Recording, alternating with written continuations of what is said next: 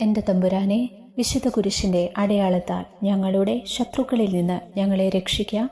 ഞങ്ങളുടെ തമ്പുരാനെ, പിതാവിൻ്റെയും പുത്രൻ്റെയും പരിശുദ്ധാത്മാവിൻ്റെയും നാമത്തിൽ ആമേൻ. ആദ്യമുതലുണ്ടായിരുന്നതും ഞങ്ങൾ കേട്ടതും സ്വന്തം കണ്ണുകൊണ്ട് കണ്ടതും സൂക്ഷിച്ചു വീക്ഷിച്ചതും കൈകൊണ്ട് സ്പർശിച്ചതുമായ ജീവന്റെ വചനത്തെപ്പറ്റി ഞങ്ങൾ അറിയിക്കുന്നു. വിശുദ്ധ യോഹന്നാൻ എഴുതിയ 1-ാം ലേഖനത്തിൻ്റെ 1-ാം അധ്യായം 1-ാം തിരുവചനമാണ് നാം വായിച്ചു കേട്ടത്. മക്കബായരുടെ 1-ാം പുസ്തകത്തിൽ നിന്നുള്ള വായന. അധ്യായം 3. യൂദാസ് മക്കബിയൂസ്. മത്താത്തിയാസിന്റെ പുത്രൻ മക്കബെയൂസ് എന്ന യൂദാസ് നേതൃത്വം ഏറ്റെടുത്തു. സഹോദരന്മാരും പിതാവിന്റെ പക്ഷം ചേർന്നു നിന്നവരും അവനെ സഹായിച്ചു. അവർ ഉത്സാഹത്തോടെ ഇസ്രായേലിനു വേണ്ടി പോരാടി. അവൻ സ്വജനത്തിന്റെ കീർത്തി പരത്തി. മല്ലനെപ്പോലെ മാർക്കവചം ധരിച്ചു. ആയുധമേന്തി അവൻ യുദ്ധം ചെയ്തു. വാൾ കൊണ്ട് സൈന്യത്തിന് സംരക്ഷണം നൽകി.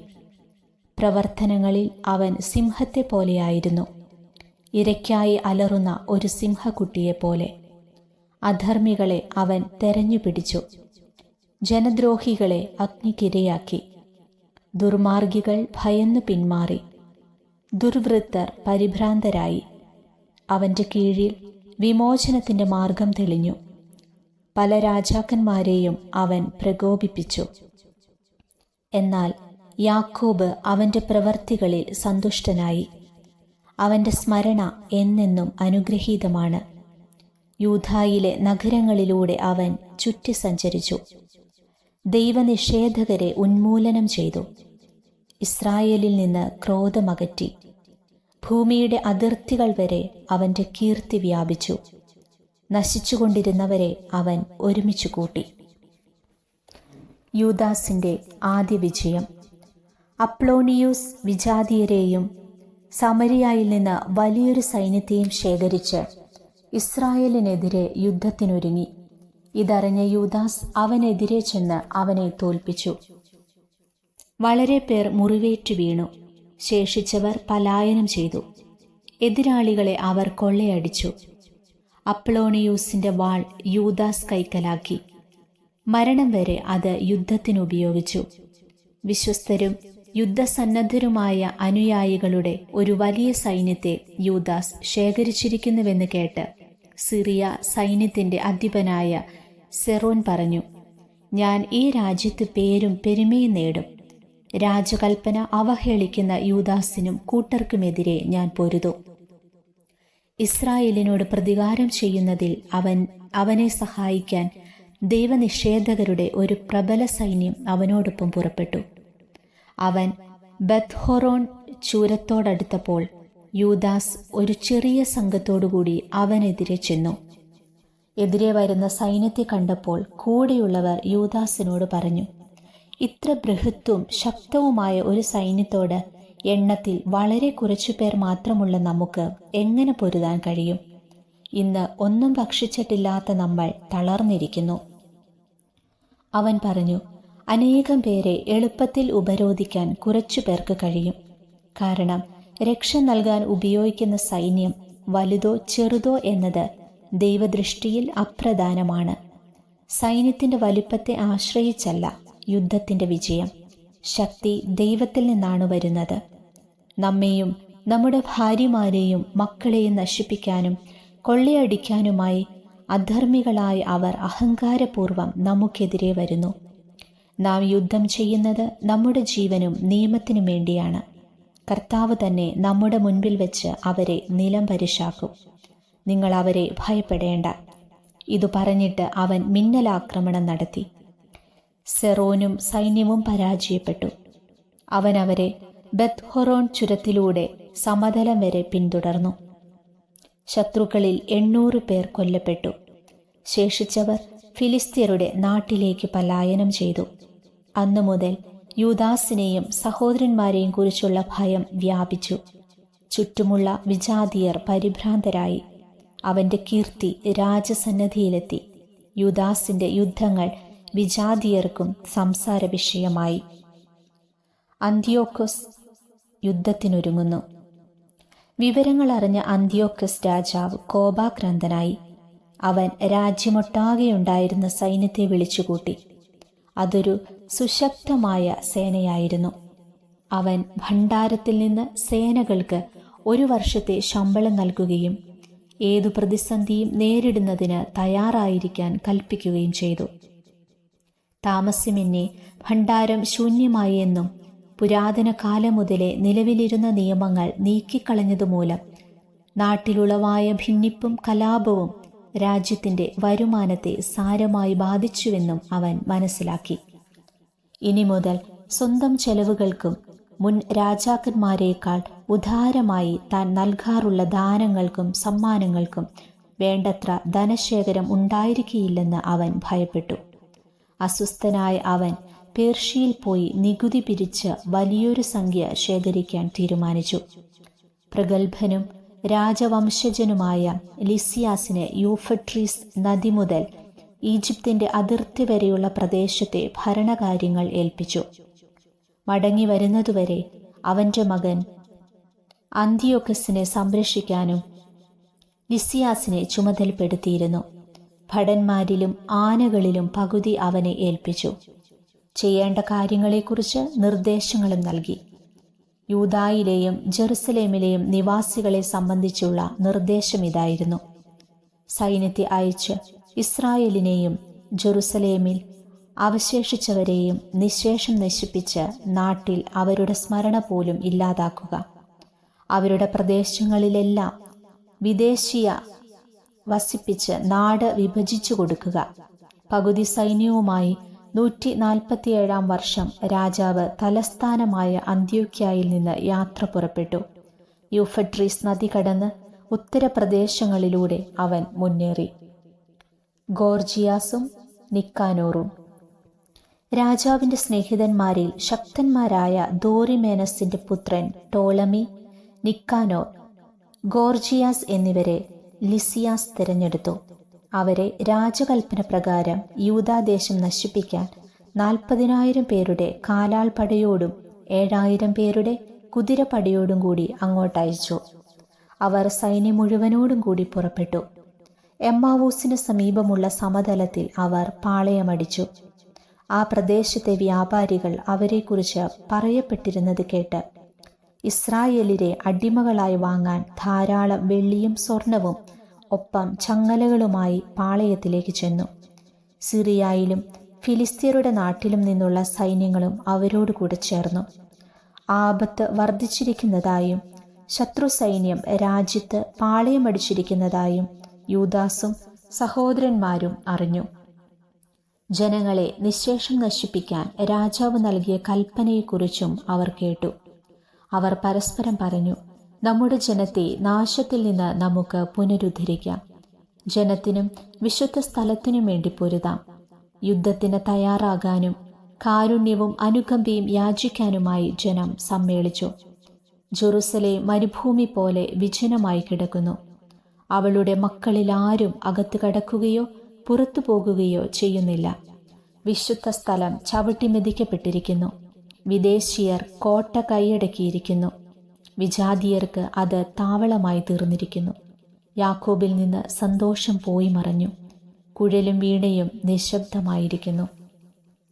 മിസ്പായിലെ സമ്മേളനം. അവർ ഒരുമിച്ച് ജെറുസലേമിനെതിരെയുള്ള മിസ്പായിലേക്ക് പോയി. അവിടെ പൂർവ്വകാലത്ത് ഇസ്രായേലിന് ഒരു പ്രാർത്ഥനാ കേന്ദ്രമുണ്ടായിരുന്നു. അന്നവർ വസ്ത്രങ്ങൾ കീറി ചാക്കുടുത്ത് തലയിൽ ചാരം പൂശി ഉപവസിച്ചു. കാര്യങ്ങൾ അറിയാൻ വിജാതീയർ ദേവവിഗ്രഹങ്ങളോട് ആരാഞ്ഞിരുന്നതുപോലെ അവർ നിയമഗ്രന്ഥം പരിശോധിച്ചു. അവർ പുരോഹിത വസ്ത്രങ്ങളും ആദ്യഫലങ്ങളും ദശാംശങ്ങളും കൊണ്ടുവരികയും വ്രതം പൂർത്തിയാക്കിയ നാസീരിയരെ വിളിച്ചുകൂട്ടുകയും ചെയ്തു. അനന്തരം അവർ സ്വർഗത്തിലേക്ക് നോക്കി ഉച്ചത്തിൽ വിളിച്ചു പറഞ്ഞു: ഇവരെ ഞങ്ങൾ എന്തു ചെയ്യും? ഇവരെ എങ്ങോട്ട് കൊണ്ടുപോകും? അവിടുത്തെ വിശുദ്ധ സ്ഥലം ചവിട്ടി അശുദ്ധമാക്കിയിരിക്കുന്നു. അപമാനിതരായി പുരോഹിതന്മാർ വിലപിക്കുന്നു. ഞങ്ങളെ നശിപ്പിക്കാൻ വിജാതീയർ ഒത്തുചേർന്നു. അവരുടെ ഗൂഢാലോചനകൾ അങ്ങ് അറിയുന്നുവല്ലോ. അങ്ങയുടെ സഹായമില്ലെങ്കിൽ അവരെ ചെറുത്തു നിൽക്കാൻ ഞങ്ങൾക്ക് എങ്ങനെ കഴിയും? അനന്തരം അവർ കാഹളമൂതി വലിയൊരു നിലവിളി ഉയർന്നു. തുടർന്ന് യൂദാസ് ജനങ്ങൾക്ക് നേതാക്കന്മാരെ നിയോഗിച്ചു. 1000, 100, 50, 10 ഇങ്ങനെ വേർതിരിച്ച വിവിധ വ്യൂഹങ്ങളുടെ ആധിപത്യം അവരെ ഏൽപ്പിച്ചു. വീട് പണിയുന്നവരോ, വിവാഹ വാഗ്ദാനം ചെയ്തവരോ, മുന്തിരിത്തോട്ടം നട്ടുപിടിപ്പിക്കുന്നവരോ, ഭീരുക്കളോ ആയ എല്ലാവരും നിയമമനുസരിച്ച് വീടുകളിലേക്ക് മടങ്ങാൻ അവൻ ആജ്ഞാപിച്ചു. അതിനുശേഷം സൈന്യം പുറപ്പെട്ട് എമ്മാവൂസിന്റെ തെക്കുഭാഗത്തെത്തി പാളയമടിച്ചു. യൂദാസ് പറഞ്ഞു, അരമുറുക്കി ധീരരായി നിൽക്കുവിൻ. നമ്മെയും നമ്മുടെ വിശുദ്ധ സ്ഥലത്തെയും നശിപ്പിക്കാൻ ഒത്തുകൂടിയിരിക്കുന്ന ഈ വിജാതീയരോട് യുദ്ധം ചെയ്യാൻ അതിരാവിലെ ഒരുങ്ങി നിൽക്കുവിൻ. നമ്മുടെ ജനത്തിൻ്റെയും വിശുദ്ധ സ്ഥലത്തിൻ്റെയും ദുസ്ഥിതി കാണുന്നതിനേക്കാൾ യുദ്ധത്തിൽ മരിക്കുകയാണ് നല്ലത്. ദൈവഹിതം നിറവേറട്ടെ. ഗോർജിയാസിന്റെ മേൽ വിജയം. 4-ാം അധ്യായം. യഹൂദരുടെ പാളയത്തിൽ മിന്നലാക്രമണം നടത്തുന്നതിന് ഗോർജിയാസ് 5000 ഭടന്മാരെയും മികച്ച 1000 കുതിര പടയാളികളെയും കൂട്ടി രാത്രിയിൽ പുറപ്പെട്ടു. കോട്ടയിൽ താമസിച്ചിരുന്നവരാണ് അവന് വഴികാട്ടിയത്. യൂദാസ് ഇതറിഞ്ഞ് തൻ്റെ ശക്തരായ സഹചന്മാരോടുകൂടി എമ്മാവൂസിലുള്ള രാജ്യസൈന്യത്തെ ആക്രമിക്കാൻ പുറപ്പെട്ടു. സൈന്യം അപ്പോൾ പാളയത്തിൽ ഉണ്ടായിരുന്നില്ല. ഗോർജിയാസ് രാത്രി യൂദാസിന്റെ പാളയത്തിലെത്തിയപ്പോൾ ആരെയും കണ്ടില്ല. അവർ ഓടി രക്ഷപ്പെടുകയാണ് എന്ന് പറഞ്ഞ് അവൻ അവരെ തെരഞ്ഞു മലമുകളിലേക്ക് പോയി. പ്രഭാതമായപ്പോൾ യൂദാസ് 3000 പേരോടുകൂടി സമതലത്തിലെത്തി. ആവശ്യത്തിന് വാളും പരിചയും അവർക്ക് ഉണ്ടായിരുന്നില്ല. വിജാതിയരുടെ പാളയം കോട്ടകളാൽ സുരക്ഷിതവും കുതിരപ്പടയാൽ വലയിതവുമാണെന്ന് അവർ കണ്ടു. പടയാളികൾ യുദ്ധപരിശീലനം നേടിയവരുമായിരുന്നു. യൂദാസ് അനുചരന്മാരോട് പറഞ്ഞു, അവരുടെ എണ്ണം കണ്ട് പരിഭ്രമിക്കേണ്ട. അവർ ആക്രമിക്കുമ്പോൾ ഭയപ്പെടുകയുമരുത്. സൈന്യസമേതം അനുധാവനം ചെയ്ത ഫറവോയിൽ നിന്ന് ചെങ്കടലിൽ വെച്ച് നമ്മുടെ പിതാക്കന്മാർ രക്ഷിക്കപ്പെട്ടതെങ്ങനെയെന്ന് ഓർക്കുവിൻ. അവിടുന്ന് നമ്മിൽ പ്രസാദിച്ച് നമ്മുടെ പിതാക്കന്മാരോട് ചെയ്ത ഉടമ്പടി ഓർമ്മിക്കുകയും നമ്മെ ആക്രമിക്കുന്ന ഈ സൈന്യത്തെ ഇന്ന് നശിപ്പിക്കുകയും ചെയ്യേണ്ടതിന് നമുക്ക് ദൈവത്തെ വിളിച്ചപേക്ഷിക്കാം. ഇസ്രായേലിനെ രക്ഷിക്കുന്ന ഒരു വിമോചകനുണ്ടെന്ന് വിജാതിയർ അപ്പോൾ അറിയും. വിദേശീയർ തലയുയർത്തി നോക്കിയപ്പോൾ യഹൂദ സൈന്യം എതിരെ വരുന്നത് കണ്ടു. അവർ യുദ്ധസന്നദ്ധരായി പാളയത്തിൽ നിന്ന് പുറത്തു വന്നു. യൂദാസിന്റെ ആളുകൾ കാഹളമൊഴുക്കി. യുദ്ധം ആരംഭിച്ചു. വിജാതിയർ പരാജിതരായി സമതലത്തിലേക്ക് പലായനം ചെയ്തു. പിൻനിരയിലുണ്ടായിരുന്നവരെ വാളിനിരയാക്കിക്കൊണ്ട് യൂദാ സൈന്യം ശത്രുക്കളെ ഗസാര, ഇദുമയ സമതലം, അസോത്തൂസ്, യംനിയ എന്നിവിടങ്ങൾ വരെ പിന്തുടർന്നു. 3000-ഓളം പേരെ വധിച്ചു. അനന്തരം യൂദാസും പടയാളികളും മടങ്ങിപ്പോന്നു. യൂദാസ് ജനത്തോട് പറഞ്ഞു, നിങ്ങൾ കൊള്ള വസ്തുക്കളെ മോഹിക്കരുത്. നമുക്കിനിയും യുദ്ധം ചെയ്യാനുണ്ട്. ഗോർജിയാസും സൈന്യവും മലകളിൽ അടുത്തു തന്നെയുണ്ട്. ഇപ്പോൾ ശത്രുക്കളെ ചെറുത്തു തോൽപ്പിക്കുവിൻ. പിന്നീട് കൊള്ള മുതൽ യഥേഷ്ടം കൈക്കലാക്കാം. യൂദാസ് ഇതു പറഞ്ഞു തീരുന്നതിന് മുൻപ് തന്നെ മലകളിൽ നിന്ന് ഒരു പടനീക്കം കാണാറായി. തങ്ങളുടെ സൈന്യത്തെ യഹൂദർ തുരത്തിയെന്ന് പാളയത്തിന് തീവെച്ചുവെന്നും അവർ മനസ്സിലാക്കി. ഉയർന്നുകൊണ്ടിരുന്ന പുക ഇതിന് തെളിവായിരുന്നു. സംഭവം മനസ്സിലാക്കിയപ്പോൾ ഭയവിഹുലരായ അവർ യൂദാസിന്റെ സൈന്യം സമതലത്തിൽ യുദ്ധത്തിന് തയ്യാറായി നിൽക്കുന്നത് കണ്ട് ഫിലിസ്ത്യരുടെ നാട്ടിലേക്ക് ഓടി രക്ഷപ്പെട്ടു. അനന്തരം യൂദാസും കൂട്ടരും ശത്രുപാളയം കൊള്ളയടിക്കാൻ മടങ്ങി വന്നു. ധാരാളം സ്വർണവും വെള്ളിയും നീല ധൂമ്രവർണ്ണങ്ങളിലുള്ള വസ്ത്രങ്ങളും വിലയേറിയ മറ്റു സാധനങ്ങളും അവർക്ക് ലഭിച്ചു. മടങ്ങിപ്പോരും വഴി അവർ ദൈവത്തിന് സ്തുതികളും കീർത്തനങ്ങളും പാടി. എന്തെന്നാൽ അവിടുന്ന് നല്ലവനാണ്, അവിടുത്തെ കാരുണ്യം ശാശ്വതമാണ്. അങ്ങനെ ഇസ്രായേലിന് അന്ന് വലിയൊരു വിമോചനം കൈവന്നു. ലിസിയാസിന്റെ ആക്രമണം. വിദേശീയരിൽ രക്ഷപ്പെട്ടവർ ലിസിയാസിന്റെ അടുക്കൽ ചെന്ന് സംഭവിച്ചതെല്ലാം അറിയിച്ചു. അവൻ പരിഭ്രാന്തനും നഷ്ടധൈര്യനുമായി. കാരണം താൻ ഉദ്ദേശിച്ചതുപോലെ ഇസ്രായേലിനെ തോൽപ്പിക്കുന്നതിനോ രാജാവ് തന്നോട് കൽപ്പിച്ച പ്രകാരം കാര്യങ്ങൾ നടത്തുന്നതിനോ അവന് സാധിച്ചില്ല. എന്നാൽ അടുത്ത വർഷം യഹൂദരെ കീഴ്പ്പെടുത്താൻ 60,000 ധീരയോദ്ധാക്കളെയും 5000 കുതിരപടയാളികളെയും അവൻ സജ്ജമാക്കി. അവർ ഇദുമെയായിലെ ബത്സൂറിലെത്തി പാളയമടിച്ചു. യൂദാസ് 10,000 പേരോടുകൂടി അവനെ നേരിട്ടു.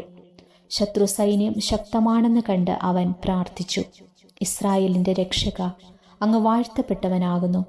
അങ്ങയുടെ ദാസനായ ദാവീദിന്റെ കരത്താൽ ശക്തനായ പോരാളിയുടെ ആക്രമണം തകർക്കുകയും സാവൂളിന്റെ പുത്രനായ ജോനാഥന്റെയും അവന്റെ ആയുധവാഹകന്റെയും കരങ്ങളിൽ അങ്ങ് ഫിലിസ്ത്യരുടെ പാളയം ഏൽപ്പിച്ചു കൊടുക്കുകയും ചെയ്തല്ലോ.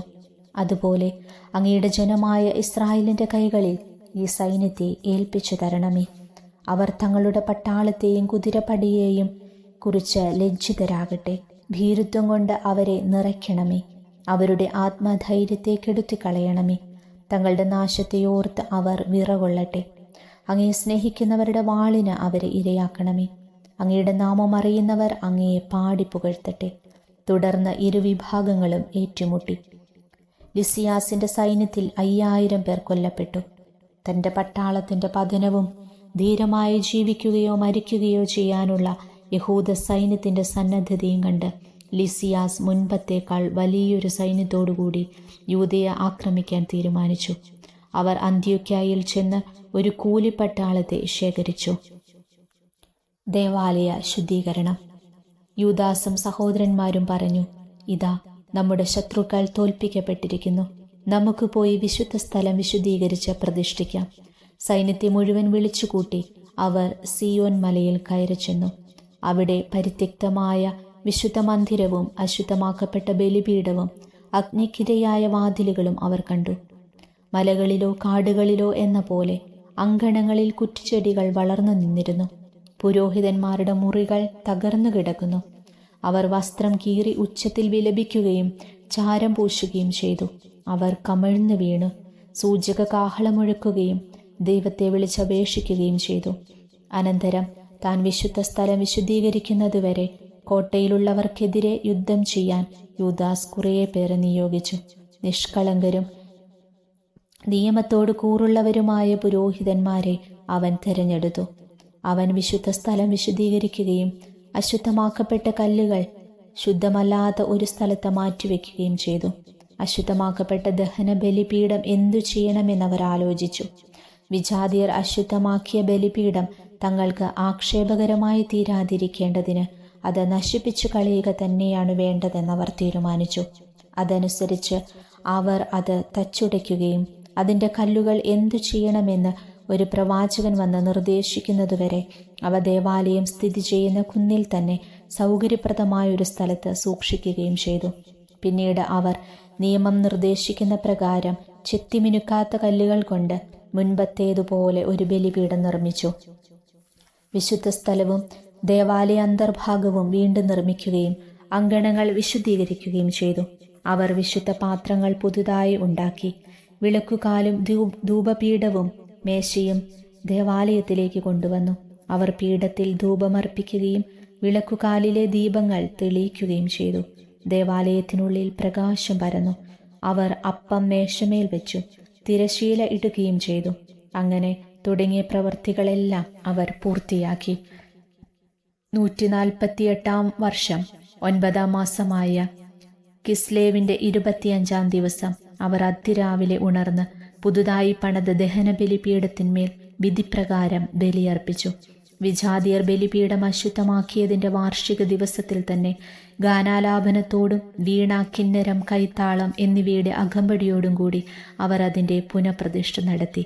തങ്ങൾക്ക് വിജയം നേടിത്തന്ന ദൈവത്തെ ജനങ്ങളെല്ലാവരും സാഷ്ടാംഗം വീണ് ആരാധിക്കുകയും സ്തുതിക്കുകയും ചെയ്തു. 8 ദിവസത്തേക്ക് അവർ ബലിപീഠത്തിന്റെ പ്രതിഷ്ഠ ആഘോഷിച്ചു. ആഹ്ലാദപൂർവം ദഹനബലികൾ അർപ്പിച്ചു. മോചനത്തിൻ്റെയും സ്തുതിയുടേതുമായ ഒരു ബലിയും അവർ അർപ്പിച്ചു. ദേവാലയത്തിന്റെ മുൻവശം സ്വർണമകുടങ്ങളും പരിചകളും കൊണ്ട് അലങ്കരിച്ചു. വാതിലുകൾ പുനരുദ്ധരിക്കുകയും പുരോഹിതന്മാരുടെ മുറികൾ നന്നാക്കി അവയ്ക്ക് കതകുകൾ പിടിപ്പിക്കുകയും ചെയ്തു. ജനങ്ങളിൽ ആഹ്ലാദം തിരതല്ലി. വിജാതിയരുടെ പരിഹാസത്തിന് അറുതി വന്നു. ആണ്ടുതോറും കിസ്ലേവ് മാസത്തിന്റെ 25-ാം ദിവസം മുതൽ 8 ദിവസത്തേക്ക് ആനന്ദത്തോടും ആഹ്ലാദത്തോടും കൂടെ ബലിപീഠ പ്രതിഷ്ഠയുടെ ഓർമ്മ ആചരിക്കണമെന്ന് യൂദാസും സഹോദരന്മാരും ഇസ്രായേൽ സമൂഹവും കൂടി തീരുമാനിച്ചു. വിജാതിയർ വീണ്ടും വന്ന് തകർത്തു കളയാതിരിക്കത്തക്ക വിധം സിയോൻ മലയുടെ ചുറ്റും ഉയർന്ന മതിലുകളും ബലമേറിയ ഗോപുരങ്ങളും പണിത് അവർ അതിനെ സുരക്ഷിതമാക്കി. അവനൊരു കാവൽ സൈന്യത്തെ നിയോഗിച്ചു. ഇദിമിയായുടെ ആക്രമണത്തിൽ നിന്ന് രക്ഷ നേടാൻ ജനങ്ങൾക്ക് ഒരു ശക്തിദുർഗമായി ബെത്സൂറിനെ കോട്ടകളാൽ ബലപ്പെടുത്തുകയും ചെയ്തു. ദൈവമായ കർത്താവിന് സ്തുതി.